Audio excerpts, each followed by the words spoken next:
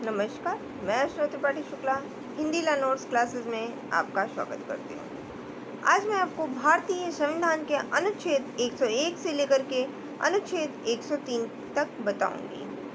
तो इससे पहले मैंने भारतीय संविधान का अनुच्छेद 100 तक बता दिया है।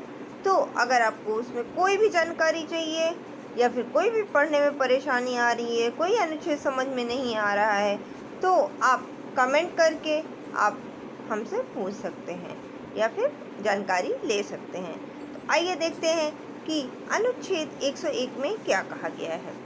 तो भारतीय संविधान के अनुच्छेद 101 में स्थानों का रिक्त होना बताया गया है। इसके अनुसार यदि कोई भी व्यक्ति संसद के दोनों सदनों का सदस्य नहीं होता है और जो व्यक्ति दोनों सदनों का सदस्य चुन भी लिया जाता है, तो उससे एक या दूसरे सदन के स्थान को रिक्त करने के लिए संसद में विधि द्वारा उपबंध किया जाता है।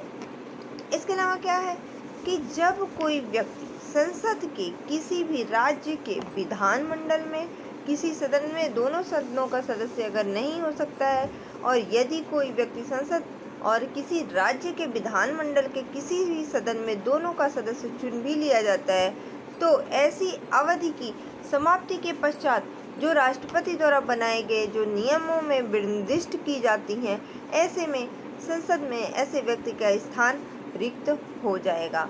और यदि उसने राज्य के विधानमंडल में अपने स्थान को पहले से ही त्याग नहीं दिया है, तो वह रिक्त कर दिया जाएगा।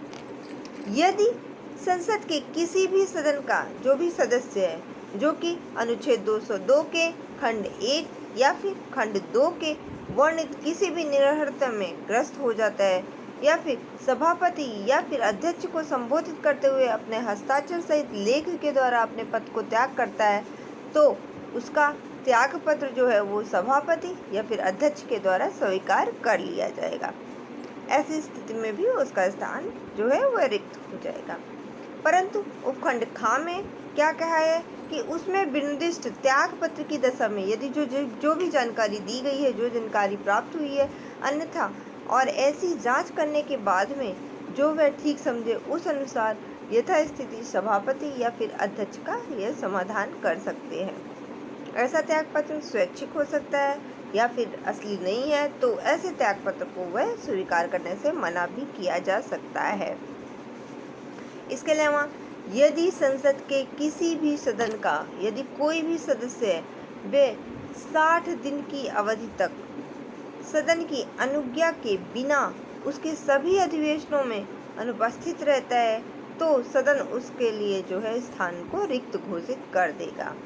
परंतु यदि 60 दिन की उक्त जो अवधि है उसकी संगणना करने में किसी भी प्रकार की अवधि से हिसाब सही से नहीं लगाया गया है, तो वह सत्रावसान निरंतर 4 से अधिक दिनों के लिए भी स्थगित कर सकता है।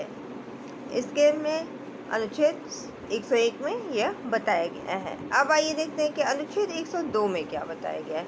तो अनुच्छेद 102 में यह बताया गया है कि सदस्यता के लिए जो निरर्हता है, जो आवश्यकताएं हैं, वह क्या क्या है। तो अनुच्छेद 102 के अनुसार यदि कोई भी व्यक्ति जो कि संसद के सदस्य चुने जाने के लिए और सदस्य होने के लिए इसमें निम्न क्वालिटीज होनी चाहिए, निम्न गुण होने चाहिए, निम्न निरर्हताएं होनी चाहिए। कौन कौन से? यदि वे भारत सरकार के किसी भी राज्य के सरकार के अधीन किसी ऐसे पद को छोड़ करके जिसको धारण करने वाले के निरर्थ न होना संसद ने विधि द्वारा घोषित किया गया है, तो यदि उसका कोई लाभ का पद धारण करता है तो वह नहीं अप्लाई कर सकता है।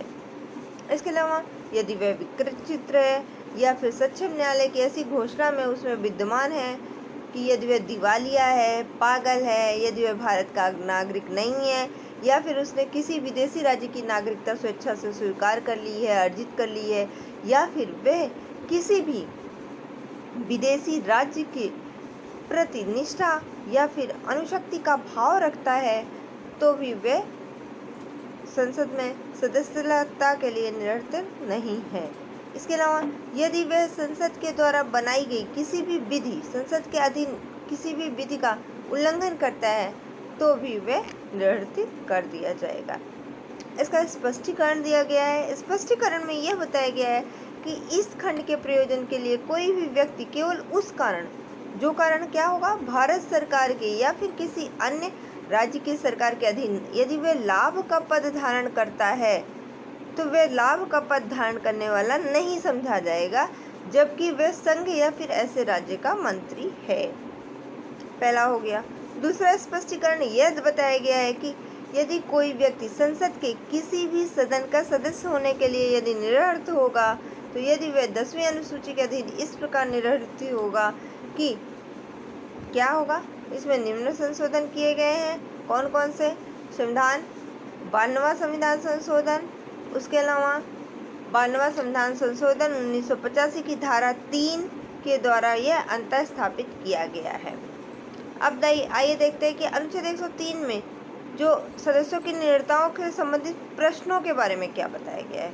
तो प्रश्नों के बारे में यह बताया गया है कि संसद में किसी भी सदन का कोई भी सदस्य अनुच्छेद 102 के खंड 1 में वर्णित किसी भी निरर्थता से ग्रस्त हो गया है या फिर नहीं हुआ है, तो यह प्रश्न पूछा जा सकता है।